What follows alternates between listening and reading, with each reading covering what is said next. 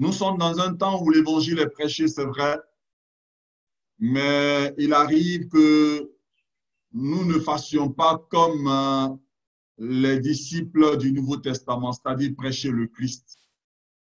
Beaucoup de thèmes sont abordés, beaucoup de situations sont énoncées, mais en ces temps de crise, je crois, il me semble qu'il est bon pour nous de revenir à ce qui est essentiel.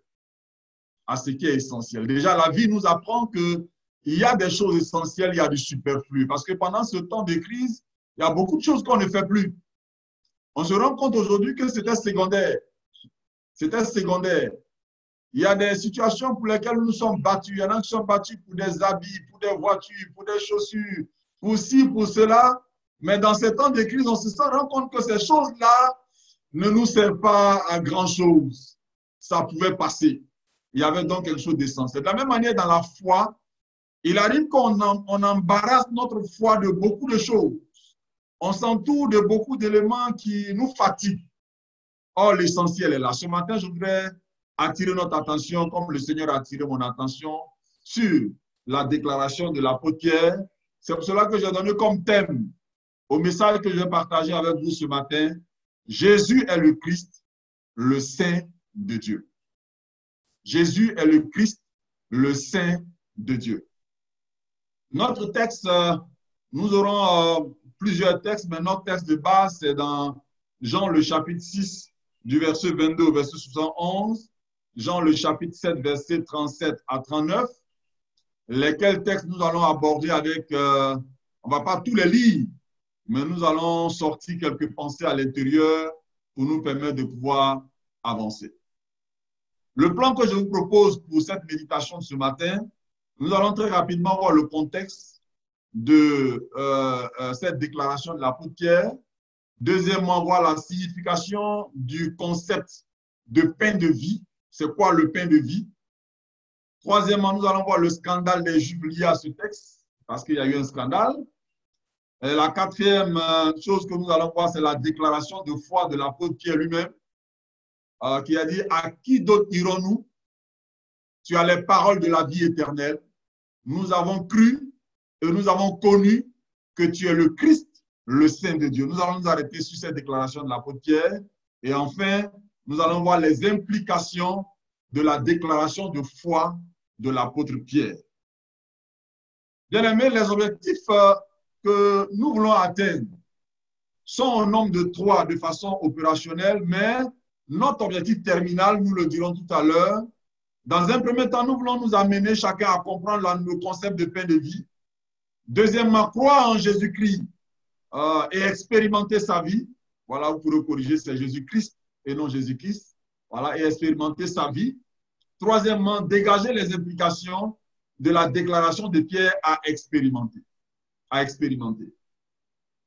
Et l'objectif terminal, c'est qu'en ces temps de crise sanitaire, nous voulons que chacun de nous puisse renforcer sa foi en Jésus. Et avec Jésus, nous devons vivre de nouvelles expériences. Je reprends l'objectif terminal. Qu'en ces temps de crise sanitaire, nous renforcions notre foi en Jésus et qu'avec lui, nous fassions de nouvelles expériences, faire de nouvelles expériences avec le Seigneur. Parlons donc du contexte. Le texte que nous allons lire se trouve dans Jean chapitre 6, verset 1 à 26. On ne va pas tout lire le texte, mais je vais lire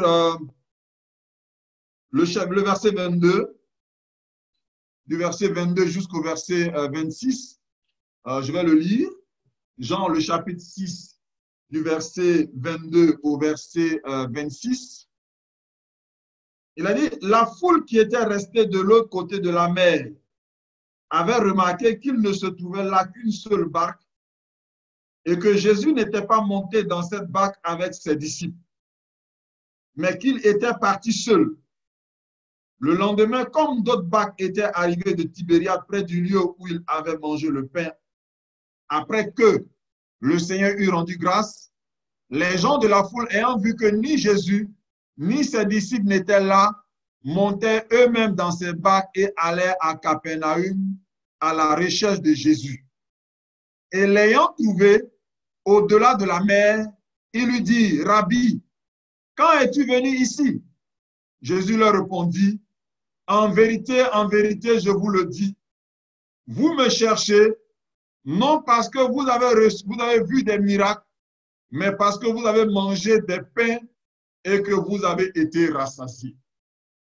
Oui, le verset 26, Jésus leur répondit, en vérité, je vous le dis, vous me cherchez non parce que vous avez vu des miracles, mais parce que vous avez mangé des pains et que vous avez été rassasiés. Voilà le contexte dans lequel nous nous trouvons. Jésus a multiplié le pain au chapitre 6 du verset 1 au verset 26. On voit Jésus qui a multiplié le pain pour une foule qui est venue vers lui. Souvenez-vous quand cette foule était arrivée et que le temps était arrivé de manger, plusieurs avec les disciples ont dit, Seigneur, envoyez-les car ils ont faim. Et le Seigneur a dit, donnez-leur vous-même à manger. Et le Seigneur va multiplier le pain et il va leur donner à manger. Ils ont donc mangé de ce pain. Du verset 1 au verset 15, on voit qu'ils ont mangé de ce pain. Et au verset 15, il a dit, et Jésus, sachant qu'ils allaient venir l'enlever pour le faire roi, se retira de nouveau sur la montagne lui seul. Jésus donc va se retirer sur la montagne parce que quelqu'un qui vous a donné à manger, quelqu'un qui a résolu vos problèmes réels, parce que c'est ça, ils avaient des problèmes réels, ils avaient faim, et Jésus leur a donné à manger. Et comme quelqu'un a dit le ventre est ingrat, il a toujours faim, il a toujours envie de manger, je pense que pour eux, dans leur raisonnement, le meilleur roi, c'était celui qui était capable de satisfaire à ses besoins sans effort, parce qu'ils n'ont fait aucun effort et le pain a été multiplié, ils ont mangé, ils ont voulu donc le faire roi. Alors Jésus va donc s'échapper, il va aller de l'autre côté de la mer de Tibériade, sur la mer, il va marcher du verset 16 au verset 21, on voit Jésus qui marche sur les eaux et il arrive du côté de Capernaum. C'est donc de ce côté, quand il est arrivé, le lendemain, quelque temps après, ceux pour qui il a multiplié le pain se sont rendus compte que Jésus n'était pas là. Parce que pendant qu'ils ont mangé le pain, ils étaient rassasiés, ils n'avaient plus le temps pour le Seigneur Jésus-Christ. Ils étaient préoccupés à échanger, certainement à parler de ce miracle, à dire combien ils prennent l'engagement de marcher avec lui. Ils ont apprécié en tout cas la présence du Seigneur. Et quand ils ont fini de causer, de bavarder, et ils ont digéré même, je dirais ceci, se sont rendus compte que celui qui a multiplié les pains n'était pas là et ses disciples étaient absents. Alors ils ont dit certainement il est parti de l'autre côté et ils ont pris une barque et des barques, je vais dire, et ils l'ont suivi. Ils sont allés à sa recherche. Et quand ils ont trouvé le Seigneur, ils ont dit, Rabbi, quand es-tu venu ici, on te cherche. On a besoin de toi, c'est toi qu'il nous faut. Tu es le roi que nous attendons. Et Jésus leur dit ceci, en vérité, je vous le dis, vous me cherchez non parce que vous avez vu des miracles, mais parce que vous avez mangé des pains et que vous avez été rassasiés. Voilà le contexte dans lequel nous sommes. C'est un contexte de nourriture. C'est un contexte de satisfaction de besoins. Mais cette satisfaction de besoins tient à, je vais dire, 3 accents. Jésus qui multiplie le pain, Jésus qui marche sur les eaux, les disciples qui cherchent Jésus, qui le trouvent et à qui Jésus apporte une parole, une douche froide. Au lieu de se retrouver en train d'être encouragé, d'être acclamé, au lieu de se retrouver en train d'être félicité, Jésus va à la limite les décevoir. Il dit en réalité, je vous connais. Dans d'autres versions, il a dit Jésus n'a pas mis foi dans leur foi. Mais ici, Jésus dit en vérité, je vous le dis, vous me cherchez non parce que vous avez vu des miracles, mais parce que vous avez mangé des pains et que vous avez été rassasiés. Vous avez été rassasiés. Et quand on lit la suite du texte, Jésus va donc donner cet enseignement. Du verset 27 au verset 34 que nous allons, 35 que nous allons lire, Jésus l'a dit, travaillez non pour la nourriture qui périt, mais pour celle qui subsiste pour la vie éternelle et que le Fils de l'homme vous donnera. car c'est lui que le Père, que Dieu a marqué de son sceau. Il dit, que devons-nous faire pour faire les œuvres de Dieu? Jésus leur répondit, l'œuvre de Dieu, c'est que vous croyez en celui qu'il a envoyé. Quel miracle fais-tu donc, lui dit-il, afin que nous le voyions et que nous croyons en toi? Que fais-tu? Nos pères ont mangé la manne dans le désert, selon ce qui est écrit. Il leur donna le pain du ciel à manger. Jésus leur dit, en vérité, je vous le dis, Moïse ne vous a pas donné le pain du ciel, mais mon Père vous donne le pain du ciel.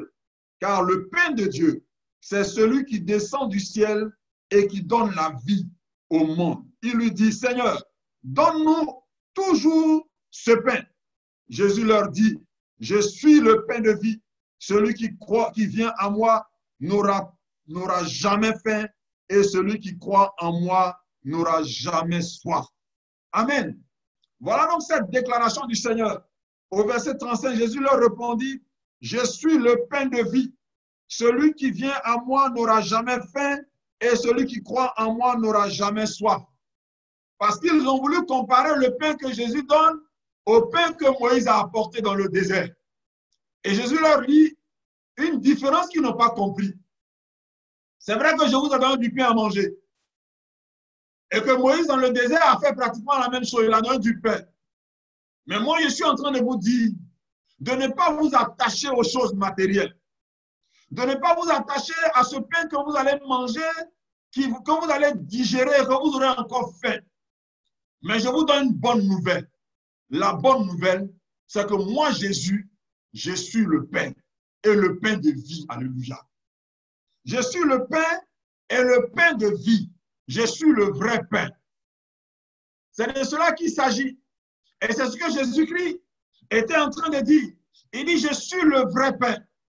Parce que le pain que je vais vous donner, vous allez manger, vous aurez encore faim. Mais je veux vous donner ici le vrai pain, le pain de vie. Ce qui nous amène à chercher à comprendre la signification du concept pain de vie. Car c'est de cela qu'il est question du verset 33 jusqu'au verset 54. Nous allons lire quelques portions à l'intérieur. La notion de pain de vie. Le pain d'abord, c'est un aliment complet, comme nous le disent les nutritionnistes, les scientifiques. Mais chez les sémites particulièrement, on retrouve le pain dans tous les repas. Le pain donc est un repas identitaire.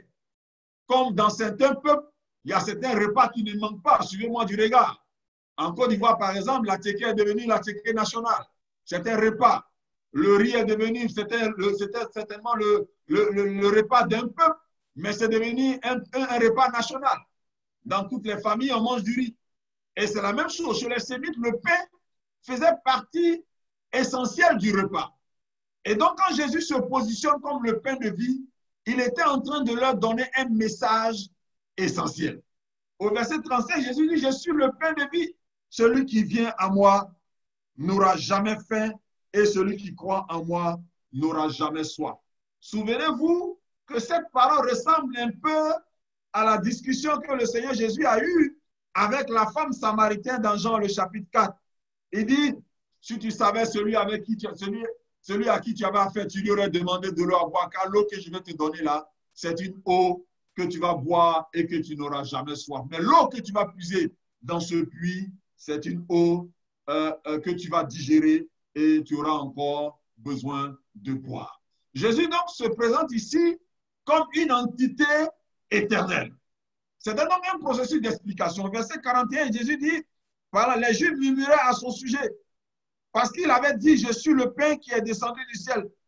Et il disait, n'est-ce pas là Jésus, le fils de Joseph, celui dont nous connaissons le père et la mère? Comment donc dit-il, je suis descendu du ciel? Jésus leur répondit, ne murmurez pas entre vous. Verset 44, nul ne peut venir à moi si le Père qui m'a envoyé ne l'attire, et je le ressusciterai au dernier jour. Verset 48, Jésus dit, on lit verset 47, il dit, en vérité, je vous le dis, celui qui croit en moi a la vie éternelle. Je suis le pain de vie. Vos pères ont mangé la manne dans le désert et ils sont morts. c'est ici le pain qui descend du ciel, afin que celui qui en mange ne meure point. Je suis le pain vivant qui est descendu du ciel. Si quelqu'un mange de ce pain, il vivra éternellement. Et le pain que je donnerai, c'est ma chair que je donnerai pour la vie du monde. Là-dessus, les Juifs disputaient entre eux, disant, comment peut-il nous donner sa chair à manger? Jésus leur dit, en vérité, je vous le dis, si vous ne mangez la chair du Fils de l'homme et si vous ne buvez son sang, vous n'avez point la vie en vous-même. Celui qui mange ma chair, nous sommes au verset 54, celui qui mange ma chair et qui boit mon sang a la vie éternelle et je le ressusciterai au dernier jour.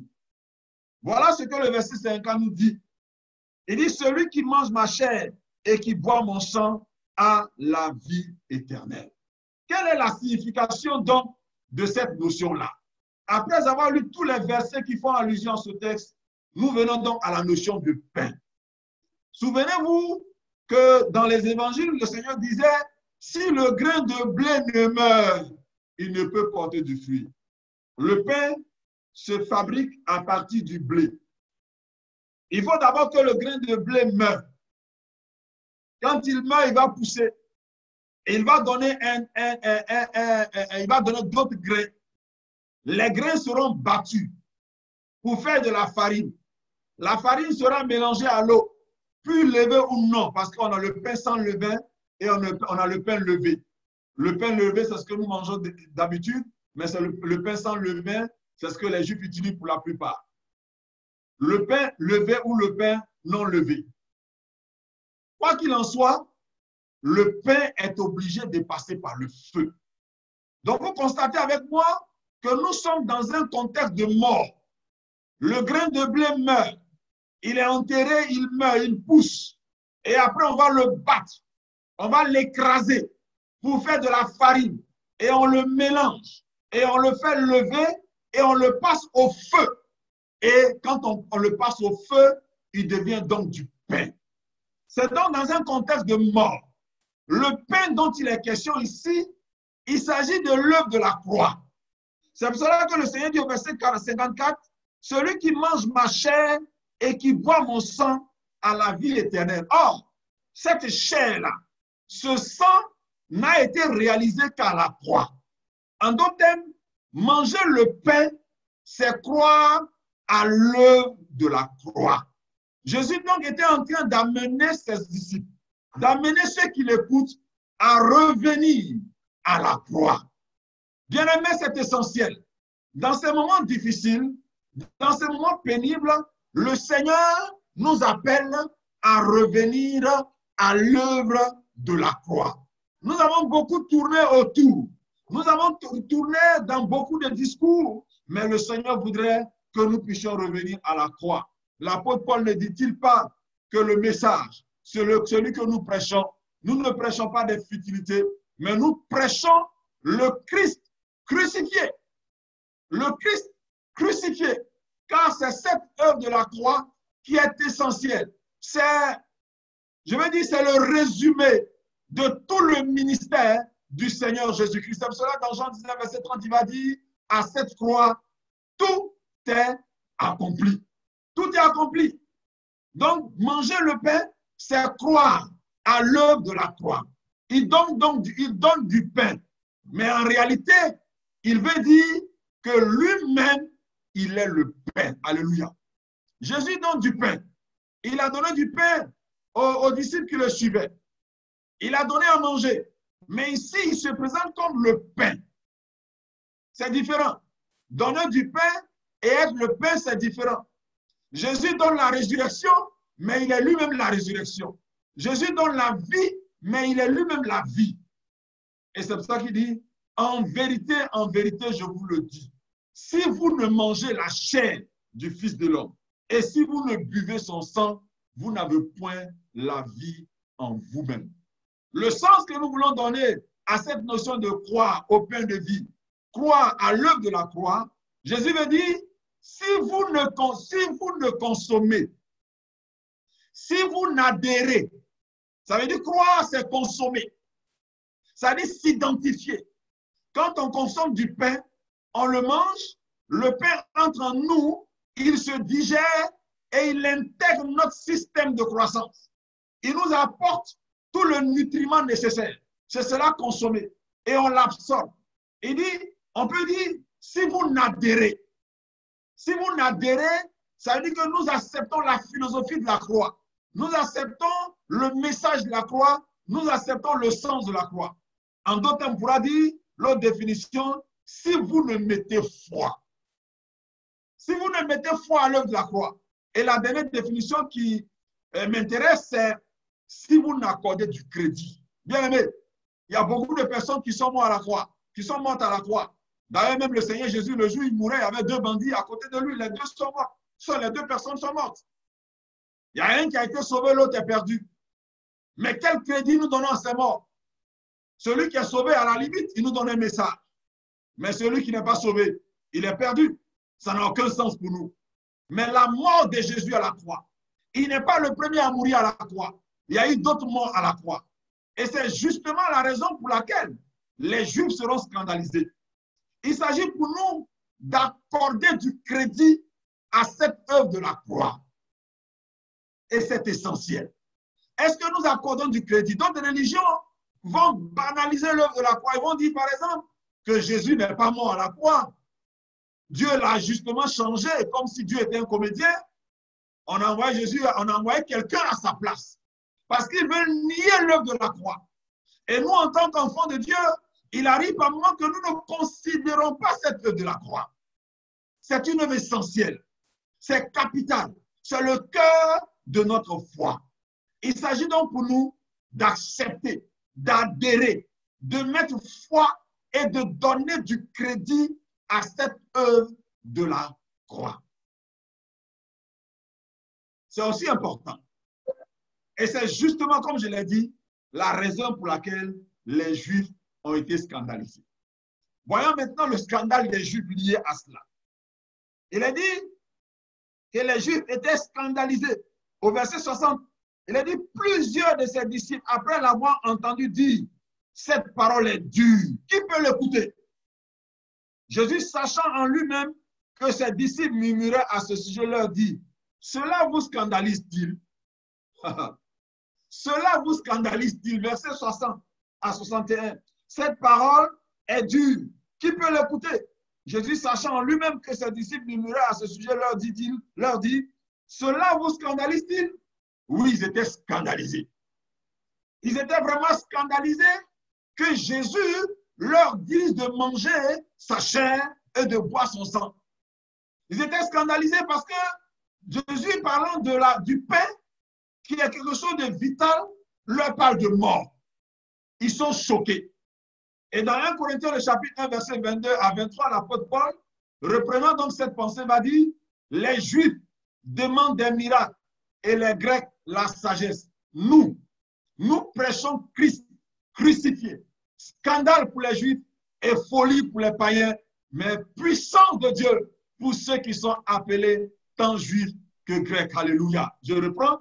Les Juifs demandent des miracles et les Grecs la sagesse. Nous sommes dans 1 Corinthiens, le chapitre 1, verset 22 à 23. Les Juifs demandent des miracles et les Grecs la sagesse. Nous prêchons Christ crucifié. Scandale pour les Juifs et folie pour les païens, mais puissance de Dieu pour ceux qui sont appelés tant Juifs que Grecs. Alléluia.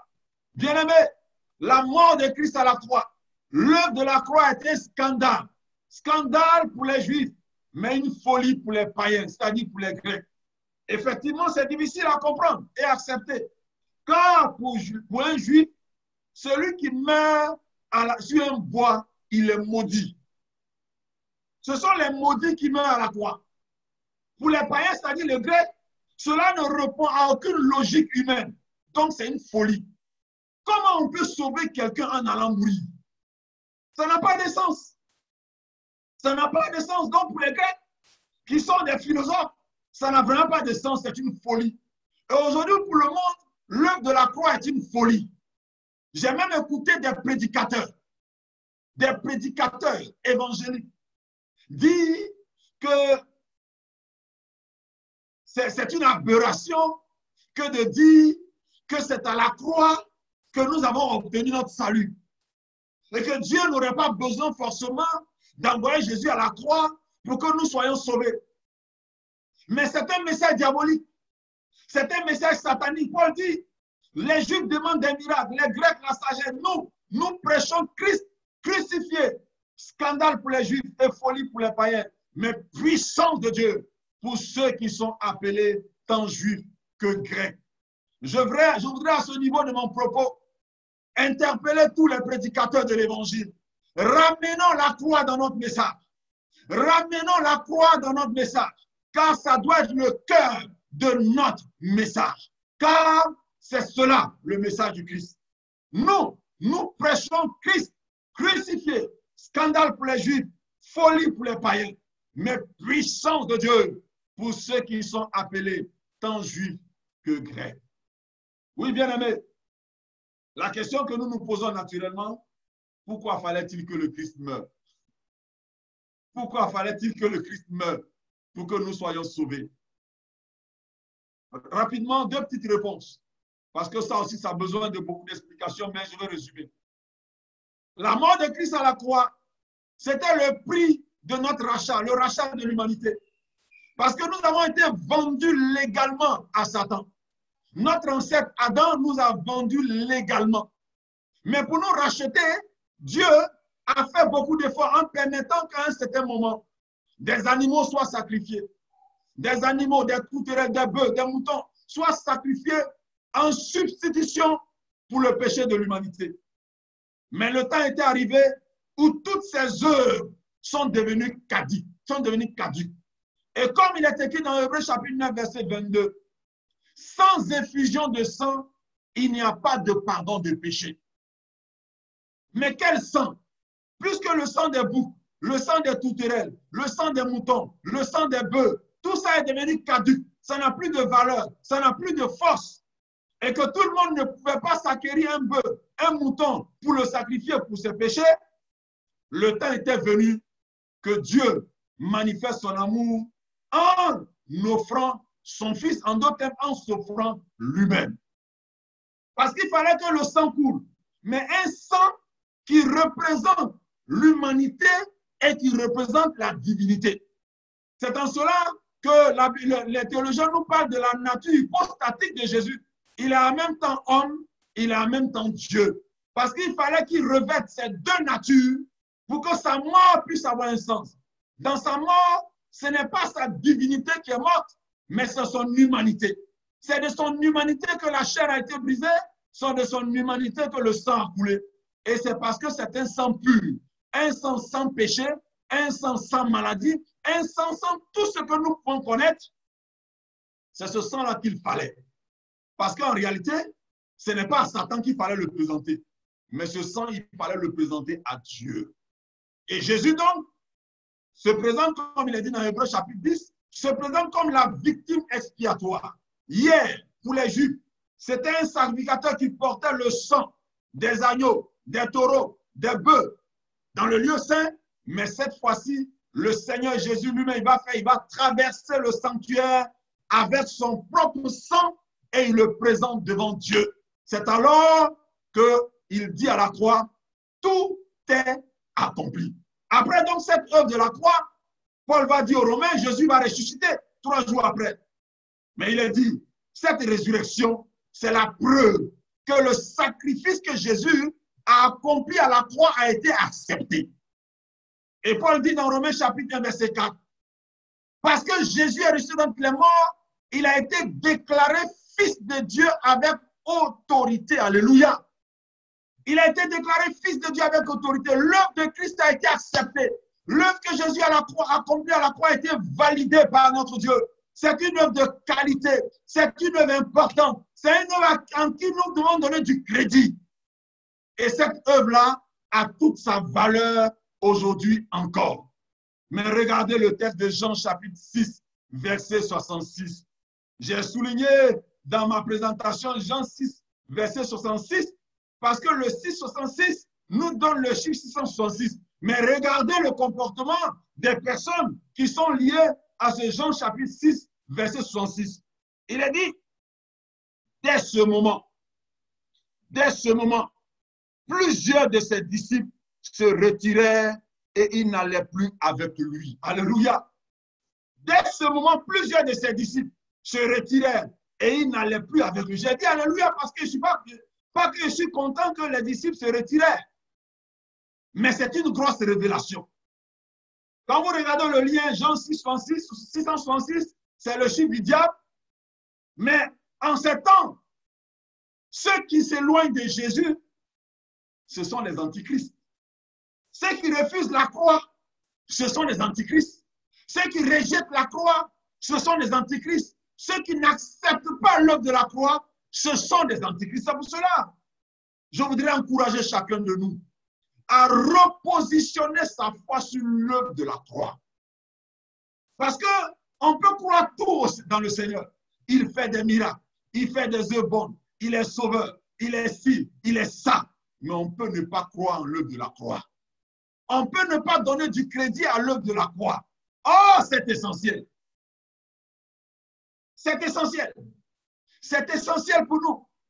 C'est pour cela que nous avons besoin de repenser notre foi. Les Juifs ont été scandalisés, mais est-ce que nous serons scandalisés ce matin? Mon objectif, ce n'est pas de vous scandaliser, mais au contraire, je veux que notre foi soit désormais renforcée dans le Seigneur Jésus-Christ, dans l'œuvre de la croix. Oui, ceux qui ont quitté le Seigneur étaient toujours venus là à cause de leur intérêt personnel. Quand vous regardez ce que le Seigneur dit au verset 26, Jésus leur répondit, en vérité, je vous le dis, vous me cherchez non parce que vous avez vu des miracles. Au début, quand j'ai lu ce texte, j'ai confondu. J'ai pensé que les disciples là ont suivi Jésus à cause des miracles. Mais Jésus dit non, ce n'est pas à cause des miracles. Parce que le miracle est révélateur de la puissance de Dieu. Jean dit que le miracle, c'est un signe de Dieu. C'est un signe pour montrer la divinité de Dieu. C'est un signe pour montrer la puissance de Dieu. C'est un signe pour montrer la gloire de Dieu. C'est un signe pour montrer que notre Dieu règne encore et qu'il a pouvoir sur la nature.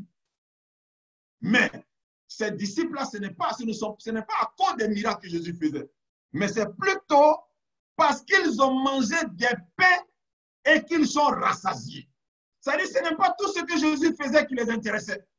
Mais leur intérêt personnel, eux, ils vont manger, c'est l'essentiel. Qu'il soit Dieu, qu'il ne soit pas Dieu, qu'il soit puissant, qu'il ne soit pas puissant, mais eux, ils veulent manger. Et c'est à ce stade que nous sommes. Plusieurs frères, plusieurs sœurs suivent Jésus pour leurs besoins personnels, non pas parce que Jésus est Dieu. Pas à cause de ce qu'ils ont entendu, mais par cause de ce qu'ils veulent manger. Et du coup, ça crée quoi? Ça crée des prédicateurs alimentaires et ça crée des chrétiens alimentaires. Des chrétiens qui ne sont là que pour manger. Ils sont dans le contexte mondain, dans le contexte païen. Quand il y a une situation, chacun se pose là, mais je gagne quoi? Je mange quoi? Est-ce que je mange dans ce que nous allons faire? Parce que chacun veut manger. Et ils veulent faire le même business avec Jésus.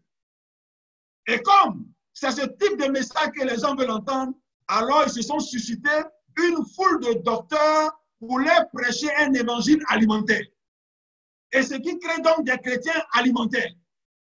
Tant en Afrique, en Europe, que dans tous les pays, on a ce type de chrétiens. Et en ce temps de la fin, en ce temps de crise sanitaire, le Seigneur voudrait dire à quelqu'un, si jusque-là tu l'as suivi à cause de ce que tu as mangé, de ce qui t'a donné du pain et que tu es rassasié, le Seigneur veut te dire qu'il est au-delà de tout cela. Il donne le pain, mais lui-même, il est le pain et il veut que tu manges à ce pain-là. Voyons maintenant la déclaration de foi de Pierre. Cette déclaration de foi est vraiment importante. Jésus va poser la question dans Jean chapitre 6, verset 65. Et vous, quand les autres sont partis, pose la question. Et vous, ne voulez-vous pas aussi vous en aller? Et vous, ne voulez-vous pas aussi en aller? Aujourd'hui, je vois plusieurs personnes sur l'écran. Il y a beaucoup de chrétiens de la Meista. Il y en a qui certainement ont eu des problèmes de connexion, ne sont pas connectés. Mais il y a plusieurs qui ne sont pas connectés parce qu'ils sont révoltés. Ils sont fâchés contre Dieu. Pourquoi Dieu a permis telle situation? Pourquoi le Seigneur a permis ci, a permis ça? Nous l'avons vu en Côte d'Ivoire quand nous avons connu des problèmes. Il y en a qui ont jeté leur Bible. Pourquoi Dieu a fait ci? Pourquoi Dieu a fait ça? Il y en a qui ont déchiré leur carte de membre. Ils sont partis parce que pour eux, le Seigneur les a déçus. Et on nous a rendu le témoin de ce responsable dans une église qui avait son fils malade. Son fils est mort. Malgré les jeûnes et prières, malgré toutes les exhortations, son enfant est mort. Il fait 1 mois, il ne vient pas à l'église. Et ses autres collègues anciens diacres se rendent chez lui pour voir qu'est-ce qui ne va pas après 1 mois de la mort de son fils, il ne vient pas à l'église. On lui demande, mais ancien, pourquoi tu ne viens pas à l'église? Qu'est-ce qui se passe? Et l'ancien leur dit, je ne savais pas que Jésus pouvait me faire ça. Je ne savais pas que Jésus pouvait me faire ça. En d'autres termes, il est déçu de Jésus. Il dit, mais je paye ma dîme. Je donne mes offrandes. Je suis fidèle, je suis prédicateur. Mon enfant tombe malade. Je crie à Dieu, je jeûne, je prie. Et le Seigneur n'est pas capable de le guérir. Je ne savais pas que Jésus pouvait me faire ça. Il est déçu. Il a abandonné le Seigneur. Parce que sa foi s'attendait à ce que Jésus fait, non pas à ce que Jésus est. Il a négligé la souveraineté de Dieu. Il a négligé la puissance de Dieu. Il ne savait pas que Jésus pouvait guérir comme n'est pas guéri. Il voulait guérir comme n'est pas guéri. Il avait le pouvoir. Dieu n'est pas obligé de faire ce que nous voulons. Il n'est pas obligé parce qu'il est Dieu. Ne nous imaginons pas qu'à cause de notre spiritualité, nous pouvons obliger Dieu à faire quoi que ce soit. Non. Non. Se comporter de cette façon, c'est nier l'œuvre de la croix. Quelqu'un ne peut pas aller mourir à la croix, donner sa vie. Sa chair a été brûlée, son sang a coulé, et que vous pensez que vous qui êtes sur la terre, qui êtes né simplement, que vous pouvez lui donner des ordres. Non. On ne fait que plaider, parce qu'il est Dieu. Et il fait ce qu'il veut faire selon sa volonté. Simon-Pierre lui répondit, Seigneur, à qui d'autre irons-nous? Tu as les paroles de la vie éternelle. Alléluia. À qui d'autre irons-nous? Tu as les paroles de la vie et je crois que c'est à cela que vous êtes en train de dire. En étant présent ce matin, vous êtes en train de dire, Seigneur, à qui d'autre irons-nous? Que le coronavirus nous menace, que le monde nous menace, qu'il y ait des complots contre nous, que nous n'arrivons pas à bouger, que nous n'arrivons pas à nous épanouir, que nous ayons perdu notre emploi, que nous ayons été malades, que nous ayons des morts dans notre famille. Seigneur, à qui d'autre irons-nous? Tu as les paroles de la vie éternelle. Voilà la déclaration de foi de Pierre. Et au verset 69, il dit, et nous avons cru, et nous avons connu que tu es le Christ, le Saint de Dieu. Ici, il y a 4 notions qui vont nous intéresser. D'abord, nous avons cru. Deuxièmement, nous avons connu. Troisièmement, tu es le Christ. Et quatrièmement, tu es le Saint de Dieu. Nous avons cru. C'est-à-dire que nous avons accepté. Nous avons consommé. Nous avons adhéré. Nous avons mis foi. Et nous accordons du crédit, Seigneur, à ce que tu dis, à ce que tu fais. Nous accordons du crédit à la prophétie. Parce que n'oubliez pas que 650 ans en avant déjà, Ésaïe avait prophétisé qu'une vieille serait enceinte et qu'elle enfanterait un enfant qui serait le sauveur de l'humanité. Ils ont accordé du crédit à cette prophétie. Ils ont accordé du crédit à tout ce que Jésus leur a dit jusque-là. Voilà leur foi, ils ont cru. Et je voudrais nous encourager ce matin à accorder du crédit à la parole de Dieu, cette parole-là, la Bible. Il faut y accorder du crédit, de la Genèse à l'Apocalypse. Ce que la Bible dit est vrai. Ce que la Bible dit est vrai. Et Dieu est dans sa parole. La Bible dit qu'il a envoyé sa parole et elle est guérie. La parole de Dieu est juste et vraie. Deuxièmement, nous avons connu. Non seulement ils ont cru, mais Pierre dit, nous avons fait des preuves. Et nous avons des preuves. Nous avons l'expérience que tu es le Christ. Nous avons l'expérience que tu es le Saint de Dieu. Cela fait déjà 3 ans et demi que nous marchons avec toi. On t'a vu traverser les eaux. On t'a vu guérir des malades. On t'a vu ressusciter des morts. On t'a vu. Tu nous as montré à plusieurs reprises que tu es le Christ, le Saint de Dieu. Celui qu'Israël attend. Tu nous l'as démontré. Et nous l'avons expérimenté. Ce n'est pas des gens qui nous l'ont dit, mais nous l'avons expérimenté. Bien-aimés, cela est important. Quelle est ton expérience avec le Seigneur? Quelle est ton expérience avec le Seigneur? Je vous ai dit, je ne sais pas si je l'ai dit la dernière fois, moi, je m'appelle Suleiman Kambiré, j'ai un background de musulman.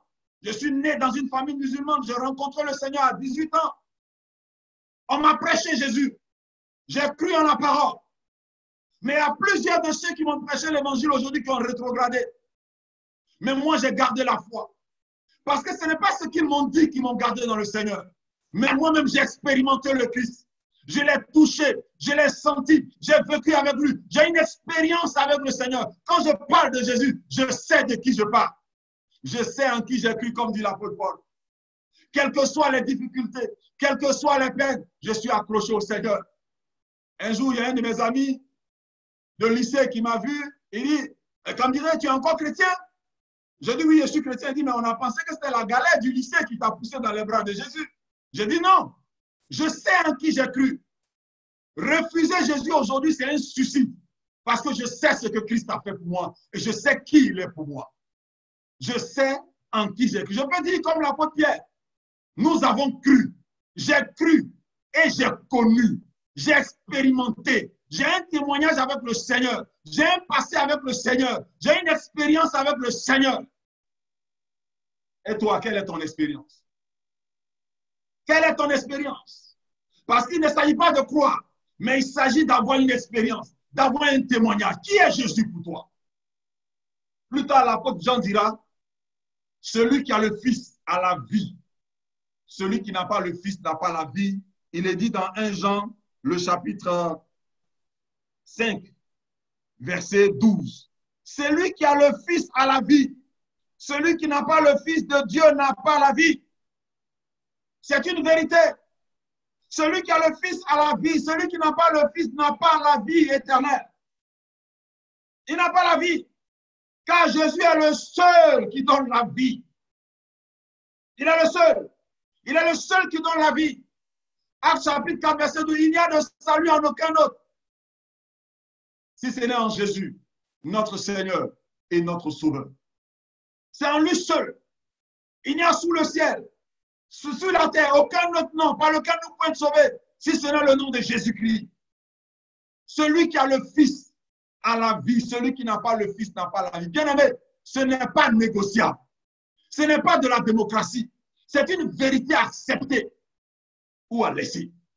Il n'y a pas à dire, Jésus, bon, c'est vrai. Non. Tu as le Fils, tu as la vie. Tu n'as pas le Fils, tu n'as pas la vie.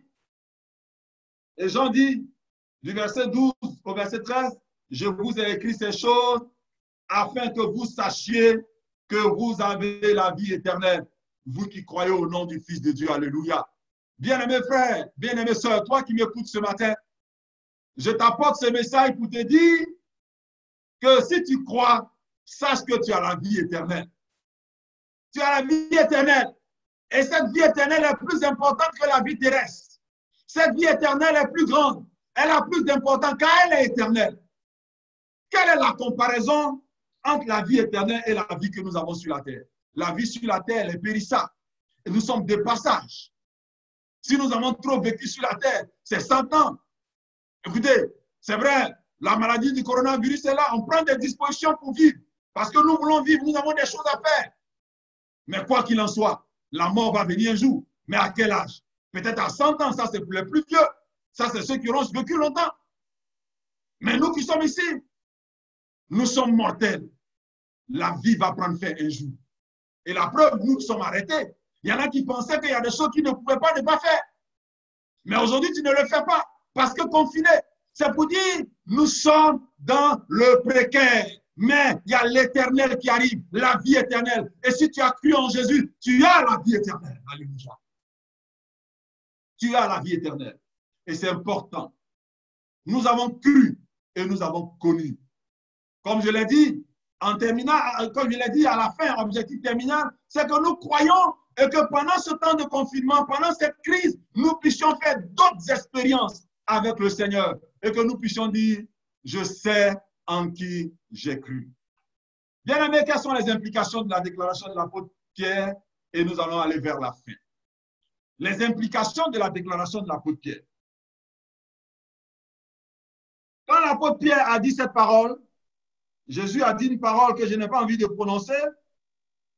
Vers la fin, Jésus leur répondit, n'est-ce pas moi qui vous ai choisi, vous les 12, et l'un de vous est un démon. Il parlait de Judas Iscariote, fils de Simon, car c'était lui qui devait le livrer, lui l'un des 12. Je veux croire qu'en ces temps de la fin, personne d'entre nous ne composera avec Satan. Personne d'entre nous ne composera avec le diable. Nous voulons tous aller au ciel si le Seigneur venait. Si nous devons tous mourir de cette maladie, nous devons tous aller au ciel. Que personne ne soit un instrument pour traquer l'Église. Que personne ne soit un instrument pour trahir l'Église. Que personne ne soit un instrument pour fragiliser l'Église. Mais soyons tous des instruments pour la gloire de l'Éternel. Ne soyons pas comme Judas Iscariote. Les implications de la déclaration de Pierre. Première implication, Jésus sauve, alléluia. C'est la première implication. Pierre, en disant, tu as les paroles de la vie éternelle. Nous avons cru et nous avons connu. Pierre est en train de nous dire que Jésus est celui qui sauve. Il n'y a de salut en aucun autre. Oh, je ne sais pas qui vous êtes. Derrière chaque écran, il y a du monde derrière. Je ne sais pas si tu as cru au Seigneur. Mais je vais te dire ce matin que si tu écoutes cette parole, que tu n'as pas encore fait la paix avec Jésus, Jésus est le seul chemin qui sauve. Il est le seul qui sauve. Il est le chemin, la vérité et la vie. Nul ne vient au Père que par lui. Si tu veux être sauvé, ce n'est que par Jésus. Il n'y a pas un autre chemin. Celui qui a le Fils a la vie. Celui qui n'a pas le Fils n'a pas la vie. La deuxième implication. Après le salut que nous avons et nous sommes sauvés, c'est que Jésus guérit, alléluia. Oui, manger de l'œuvre de la croix, boire du sang de Jésus-Christ, c'est adhérer, c'est donner du crédit. Et l'un des crédits que je voudrais que nous puissions donner à l'œuvre de la croix se trouve dans Ésaïe, le chapitre 53, verset 5. Il est dit, mais il était blessé pour nos péchés, brisé pour nos iniquités. Le châtiment qui nous donne la paix est tombé sur lui. Et c'est par ces maîtrissures que nous sommes guéris. Alléluia. C'est par ces maîtrissures. La guérison que nous demandons en Jésus, c'est à la croix que ça a été déjà obtenu. La restauration que nous voulons, le rétablissement que nous recherchons, c'est à la croix qu'il a été obtenu. Ce n'est pas ailleurs. C'est à la croix. C'est par ces maîtrissures que nous sommes guéris. C'est parce que Jésus a déjà payé le prix. Son corps a été brisé, son sang a coulé. Et sur la base de cette œuvre, tu peux demander la guérison. Tu peux demander à la maladie de partir de ta vie. Tu peux ordonner à la souffrance de disparaître. Parce que Jésus a déjà payé le prix. Ce n'est pas sur la base de tes jeûnes et prières. Ce n'est pas sur la base de ton temps de consécration. Ce n'est pas sur la base de tes connaissances théologiques. Mais c'est sur la base de l'œuvre que Christ a accompli à la croix. C'est une implication majeure. Si tu acceptes cette déclaration et que tu manges du pain de vie, sache que tu peux obtenir la guérison aujourd'hui même. Pendant que je suis en train de prêcher, le Seigneur opère quelque chose en toi. Si tu crois que Jésus guérit, il te touche, il ôte la maladie, il enlève le coronavirus, il enlève le virus, il enlève le cancer, il enlève le sida, il enlève la paralysie, il enlève l'hypertension, il enlève le diabète. Jésus te guérit parce qu'il a payé le prix à la croix de Golgotha. Il n'a pas changé, le prix a été payé et il est irrévocable. Tu peux donc sur la base de cette œuvre demander la visitation de Dieu sur toi. Troisième implication, Jésus baptise du Saint-Esprit. Dans Jean, le chapitre 7, versets 37 à 38, il a dit le dernier jour, le grand jour de la fête, Jésus se tenant debout s'écria, si quelqu'un a soif, qu'il vienne à moi et qu'il boive. Celui qui croit en moi, des fleuves d'eau vive couleront de son sein, comme dit l'Écriture. Il dit cela de l'Esprit que devaient recevoir ceux qui croyaient en lui. Car l'Esprit n'était pas encore, parce que Jésus n'avait pas encore été glorifié. Il a dit le grand jour de la fête. Nous sommes à la fête des tabernacles, qui est jumelée à la fête des moissons, une semaine de fête. Le peuple d'Israël célèbre cette fête-là, en souvenir de la pérégrination dans le désert. Ils ont dormi sous des tentes. Alors, ils vont célébrer la fête des tabernacles. Mais cette fête des tabernacles va être jumelée à la fête des moissons. Et à la fin, toute la semaine, ils vont bénir le Seigneur pour les récoltes, pour les moissons. Mais le dernier jour, c'est un jour solennel. C'est un jour de détresse. C'est un jour de souci. Le peuple se pose la question. Est-ce qu'il pleuvra l'année prochaine? Est-ce que nous aurons la pluie pour la prochaine campagne? Est-ce que nous aurons de l'eau pour avoir encore les mêmes récoltes? Et c'est en ce moment précis, Jésus se lève le dernier jour de la fête et il prend la parole. Il dit ceci. Si quelqu'un a soif, qu'il vienne à moi et qu'il boive. Celui qui croit en moi, des fleuves d'eau vive couleront de son sein, dit l'Écriture. Et Jean ajoute, il dit cela de l'esprit que devaient recevoir ceux qui croiraient en lui. Car l'esprit n'était pas encore, parce que Jésus n'avait pas encore été glorifié. Alléluia. Vous voyez, l'œuvre de la croix. Jésus va mourir, il ressuscite, il monte au ciel. Mais avant de monter, il dit, il est avantageux pour vous que je m'en aille. Car si je ne m'en vais pas, le consolateur ne viendra pas. Il viendra. Il vous convertira de péché, de justice et de jugement. Il prendra de ce qui est à moi et il vous l'annoncera. Il est avantageux pour vous que je m'en aille, pour que le consolateur vienne. Mais bien aimé, je vous annonce cette bonne nouvelle.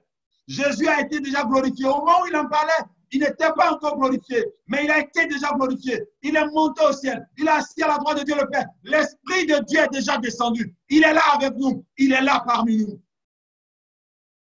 Ce qu'il nous faut, c'est de l'expérimenter. C'est de l'expérimenter. Et l'expérience du Saint-Esprit commence par le revêtement. Après la nouvelle naissance, commence par le revêtement de la puissance qui nous amène à parler en d'autres langues. Jésus bâtit de son esprit. Il nous plonge dans son esprit.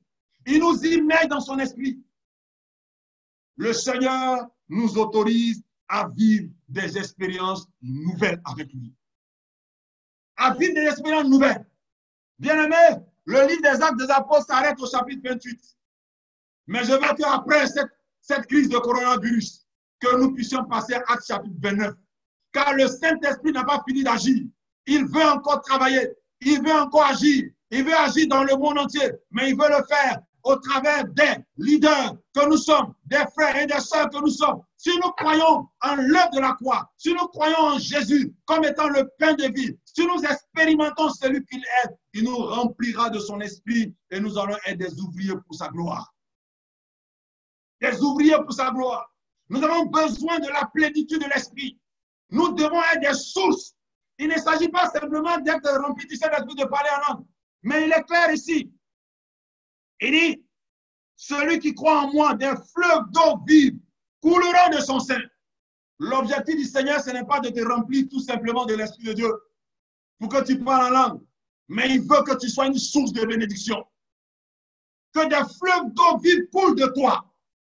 Que de toi sortent des prophéties. Que de toi sortent des dons spirituels. Que de toi sortent des miracles. Que de toi sortent des prodiges. Que de toi sorte la parole qui libère. Que de toi sorte la rédemption. Des sources d'eau vive couleront de ton sein.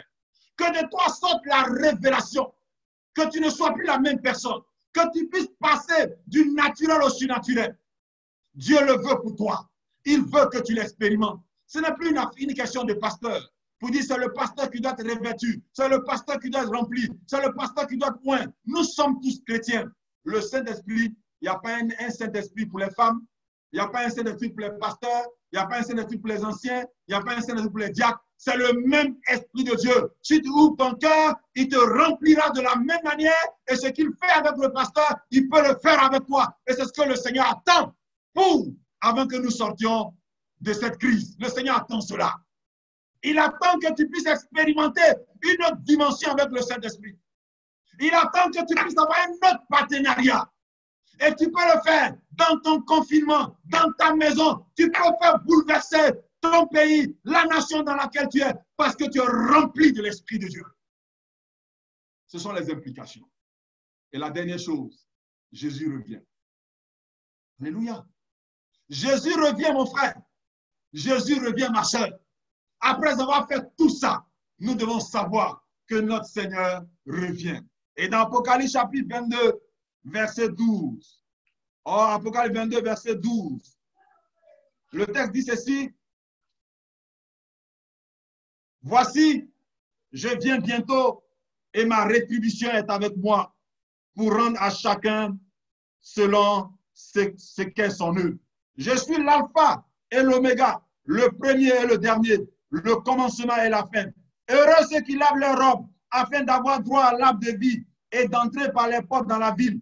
Dehors les chiens, les enchanteurs, les impudiques, les meurtriers, les idolâtres et quiconque aime et pratique le mensonge. Moi, Jésus, j'ai envoyé mon ange pour vous attester ces choses dans les églises. Je suis le rejeton et la porte de David, l'étoile brillante du matin. Jésus revient. Jésus revient, bien-aimés, et nous ne devons pas oublier cette notion-là. Le Seigneur peut venir à tout moment. À tout moment. Même pendant ce confinement, Jésus peut venir. Il peut venir. Et nous avons besoin d'avoir cette espérance, d'attendre ce retour. C'est ça qui fait la différence entre nous et le monde. Bien que nous vivons, nous allons bien vivre sur la terre. Nous allons expérimenter la puissance de Dieu. Nous allons vivre la gloire de Dieu. Nous allons vivre la guérison. Mais nous attendons le retour du Seigneur. Voilà notre foi. Voilà notre espérance. Et nous avons besoin de vivre ces 4 éléments. Le salut en Jésus, la guérison en Jésus, le revêtement de la puissance et l'espérance dans le retour prochain de notre Seigneur. C'est ta raison que Pierre dit, à qui d'autre irons-nous? Tu as les paroles de la vie éternelle. Nous avons cru et nous avons connu que tu es le Christ.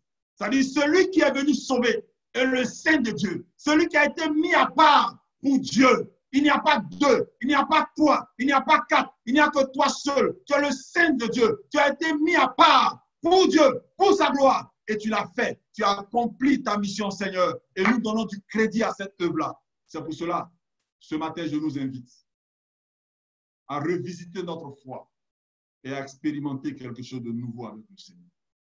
Notre Dieu n'a pas changé. Et si tu es là, tu écoutes ce message, je te propose le salut.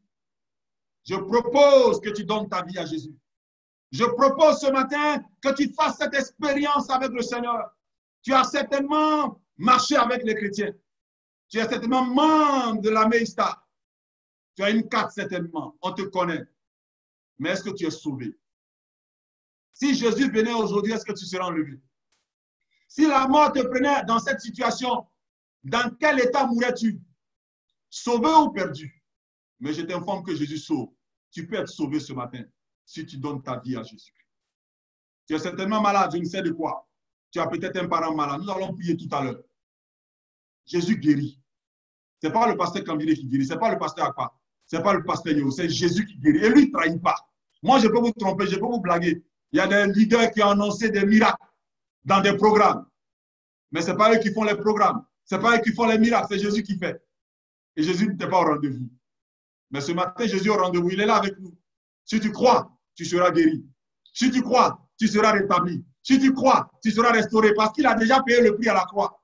Et ce matin, tu peux le rappeler au Seigneur pour dire, Seigneur, tu as déjà payé le prix. Ton sang a coulé. Ta chair a été brisée. Alors pourquoi je suis encore malade? Alors maladie, quitte mon corps parce que mon Seigneur a déjà payé le prix. Cancer, sors de mon corps. Virus battant, sors de mon corps parce que mon Seigneur a déjà payé le prix. Tu n'as peut-être pas tout ça, mais tu vis une vie chrétienne trop ordinaire. Tu veux vivre quelque chose d'autre. Demande au Seigneur de te remplir, de te visiter à nouveau, de te visiter à nouveau, de te visiter à nouveau, de te visiter à nouveau, que tu vives une nouvelle Pentecôte pendant que je suis en train de prier, que l'Esprit de Dieu envahisse des vies, des cœurs, et que la flamme de Dieu produise le parler en langue. Que Dieu nous bénisse. Je vais laisser l'occasion aux dirigeants pour nous conduire dans quelques sujets de prière. Après quoi, avec votre permission, je viendrai prier pour les malades. Que Dieu nous bénisse et que sa parole dans nos cœurs produise la foi et que nous puissions avoir une nouvelle expérience avec le Seigneur. Amen.